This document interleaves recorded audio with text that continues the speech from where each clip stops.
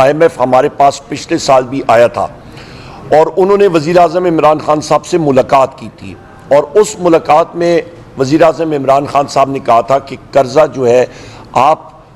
ملک کی فلاح و بہبود کے لیے، پاکستان کی عوام کی فلاح و بہبود کے لیے آپ جاری کر سکتے ہیں، پر اس پہ یہ ضرور یاد رکھیں کہ جو الیکشن ہے وہ آئین اور قانون کے مطابق اپنے ٹائم کے اندر ہونا چاہیے، ایز پر دا کانسٹیٹیوشن۔ پہلی بات اس پہ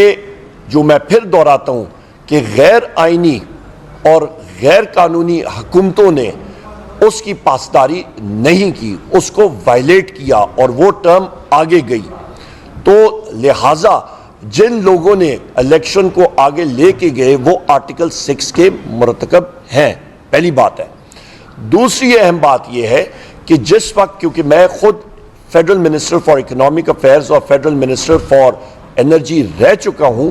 تو سب سے اہم بات یہ ہے خواتین و حضرات کہ جس ملک میں آپ اکنامک افیئرز میں جب ملک قرضے لیتا ہے، IMF آپ یاد رکھیے گا وہ لینڈر آف لاسٹ ریزورٹ ہے، وہ آپ کو emergency balance of payment support دیتا ہے، اس کے ساتھ ساتھ ورلڈ بینک آپ کو اسٹرکچرل ریفارمز کے لیے پیسے ریلیز کرتا ہے۔ تو جب تک ایک مضبوط حکومت نہیں آتی جس کے پاس لوگوں کا مینڈیٹ نہیں ہوتا، آپ وہ اسٹرکچرل ریفارمز نہیں لے آ سکتے ہیں، اور وہ اسٹرکچرل ریفارمز قرضے کی صورت میں آپ کو بھاری قرضے لینے پڑتے ہیں۔ سو لہٰذا اس طرح کی غیر آئینی اور غیر قانونی حکومت جس طرح کی شہباز شریف کی ہے اس وقت، ان میں یہ صلاحیت بھی نہیں ہے اور نہ ان میں وہ گٹس ہیں کہ وہ ریفارمز لا سکیں۔ وہ ایک ہارٹ آپریشن صرف اور صرف ایک چھوٹی سی پٹی لگا کے اور ڈسپلن کی گولی کے ذریعے وہ کرنے کی کوشش کریں گے، وہ نہیں ہوگا۔ اور ہمیں ڈر یہ ہے جس کے ذریعے ہم نے یہ خط لکھا تھا IMF کو کہ آپ نے یہ انشور کرنا ہے کہ پاکستان کی عوام کے نام پہ جو قرضہ لیا جا رہا ہے اس کا صحیح استعمال ہونا چاہیے۔ ہمیں یہ نظر آ رہا ہے کہ حکومت وقت، سو کالڈ حکومت وقت، یہ ناجائز حکومت ہے، یہ وہ پیسے کا ضیاع کرے گی اور اس کو ہم لوگ چیک اینڈ بیلنس سے کنٹرول کریں گے۔ پبلک اکاؤنٹس کمیٹی جو ہوتی ہے یہ آپ کو اپوزیشن کے لیے ایک چیک اینڈ بیلنس کے ذریعے 18th امینڈمنٹ کے بعد آئی، اور اپوزیشن کے پاس ہونی چاہیے کیونکہ چیک اینڈ بیلنس ہوتا ہے اور اس کے ذریعے آپ کی ٹرانسپیرنسی آتی ہے۔ یا حکومت کے ارادے کچھ اور ہیں تو حکومت نے بھی اسی ہاؤس میں بیٹھنا ہے، سو کالڈ حکومت نے، اور میں یہ بارہا بار کہہ چکا ہوں کہ حکومتی بینچز پہ مفاداتی ٹولوں کا ایک جھنڈ سا بنا ہوا ہے جس میں کڑچے بھی ہیں، چمچے بھی ہیں، گینتی بھی ہیں، بیلچے بھی ہیں، کھرپے بھی ہیں۔ دوسری سائٹ پہ آپ کا ایک آگ سے عبور کیا ہوا ایک وہ شخصیات موجود ہیں جو کہ کندن بن چکی ہیں، جو کہ ایک تلوار، ایک لوہے کی تلوار بن چکی ہیں، اور آپ نے اپوزیشن کا رول دیکھ بھی لیا ہے۔ 4 سیشن ہو چکے ہیں قومی اسمبلی کے، اور واضح طور پہ آپ نے دیکھ لیا ہے کہ ہماری ایک ووٹ ایک شخص بھی ادھر ادھر نہیں گیا۔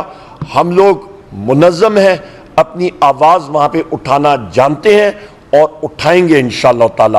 اور حکومت کو پتہ لگے گا کہ اسمبلی میں بیٹھنا کس چیز کو کہتے ہیں۔ جو آصف زرداری ہیں، میں پھر ریپیٹ کرتا ہوں، وہ ایک انکمپلیٹ ہاؤسز سے الیکٹ ہو کے سامنے آ رہے ہیں، اور الیکشن پروسیس جو ہے وہ غلط تھا۔ ہم نے 12 بار اس چیز کو میں ریپیٹ کر رہا ہوں کہ یہ ایک ناقص اسمبلی اور ناقص سپیکر، ناقص ڈیپیوٹی سپیکر، آپ کا انلیگل وزیر اعظم، چیف منسٹر پنجاب، یہ لوگ سامنے آئے ہیں۔ ہاؤس انکمپلیٹ آپ کر نہیں سکتے تھے، نمبر 1، اور اسی سٹرکچر سے آپ ایک انلیگل پریزیڈنٹ کو سامنے لا رہے ہیں۔ یہ تو ہو گئی ایک بات۔ ایکویشن کا ایک دوسرا حصہ وہ ہے کہ آصف زرداری جو ہیں وہ ایک انویل صدر ہیں، وہ ان کی صحت اجازت نہیں دیتی کہ وہ صحیح معنی میں اپنی ڈیوٹی سر انجام دیں۔ سو لہٰذا ایک صدر جو کہ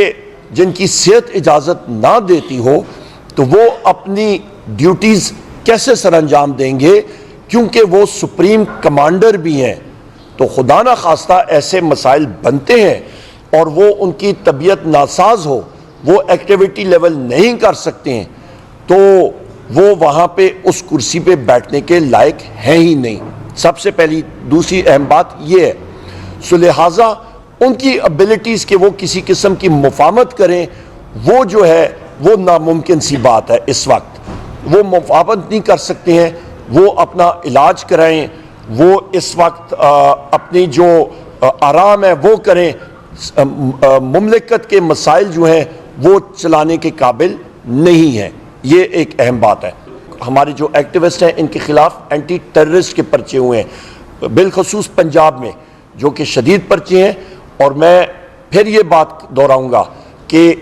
یہ افسران جو آپ کے انسانی حقوق کی خلاف ورزی کر رہے ہیں، ان کو ہم لوگ کمیٹیز میں بھی بلائیں گے اور ان کی پرفارمنس ہم لوگ چیک کریں گے، اور ان کے آڈٹ پیراز کو بھی ہم لوگ چیک کریں گے کہ آیا پولیس کی جو کارکردگی رہی ہے اس پہ ان کی کرپشن کیا رہی ہے، وہ بھی ہم لوگ انرتھ کر کے پاکستان کے سامنے رکھیں گے، اور ان کی پرفارمنس بھی ہم لوگ سامنے رکھیں گے کہ دن دہاڑے جو جرائم پاکستان میں بڑھ رہے ہیں اس کی وجوہات کیا ہیں، اور اس پہ ہم لوگ یہ بھی دکھائیں گے کہ اس میں یہ پولیس افسران بہت سارے بھی ملوث ہیں۔ میں پھر دہراتا ہوں کہ نہ یہ آپ کہہ رہے ہیں یاسر صاحب، نہ میں کہہ رہا ہوں، بلکہ اسلام آباد ہائی کورٹ نے ان پولیس افسران کے خلاف ایف آئی آرز درج بھی کی ہیں، اور ڈکیتی کی ایف آئی آرز درج ہوئی ہیں،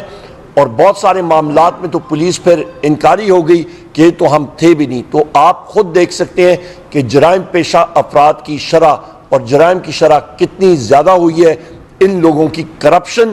اور ان لوگوں کی نااہلی کی وجہ سے۔ پولیس وہ آرم ہے جو کہ گورنمنٹ کے نیچے ڈائریکٹلی جا کے اس کا کام ہوتا ہے کہ وہ لوگوں کو پروٹیکٹ کرے، لوگوں کا تحفظ کرے، نہ کہ لوگوں کو شدت اور تشدد کا نشانہ بنائے۔ لہٰذا وہ بھی اس زمرے میں آتے ہیں۔ آپ یا لا انفورسمنٹ ایجنسیز کی بات کرتے ہیں، ان کے بھی اکاؤنٹس پبلک اکاؤنٹس کمیٹی میں آتے ہیں، ان کی بھی جانچ پڑتال ہوگی، کیوں نہیں ہوگی؟ جو بھی آپ کے سٹرکچر میں پبلک اکاؤنٹس کمیٹی میں آتے ہیں ان ساروں کی ظاہری بات ہے ان کے آڈٹ پیراز ایٹسیٹرا آتے ہیں، ان کو دیکھا جائے گا۔ 18ویں ترمیم کو ختم کرنے کی صورتحال یا آتی ہے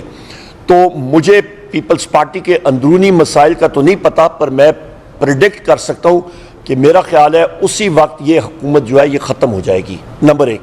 کیونکہ وہ اس چیز کو سپورٹ نہیں کر پائیں گے، نمبر دو۔ نمبر تین بات آپ نے بات کی محسن نقوی کی، غالباً محسن نقوی جو ہے وہ یہاں پہ یا سینٹ میں آتا ہے یا جہاں پہ بھی آتا ہے، اس کو فلور آف دا ہاؤس پہ آنا پڑے گا، اس کو اپنے جو غیر آئینی غیر قانونی جو اس نے ایکشنز لیے تھے اس کے بارے میں اس نے جواب دہی دینی پڑے گی۔ اور یہ بھی میں کہتا چلوں کہ میں نے اپنی عمر میں بہت سارے وقت کے فرعونوں کو دیکھا ہوا ہے، اور میں یہ بات اپنے ٹویٹس میں بھی کہہ چکا ہوں، سوشل میڈیا پہ بھی اور میڈیا پہ بھی،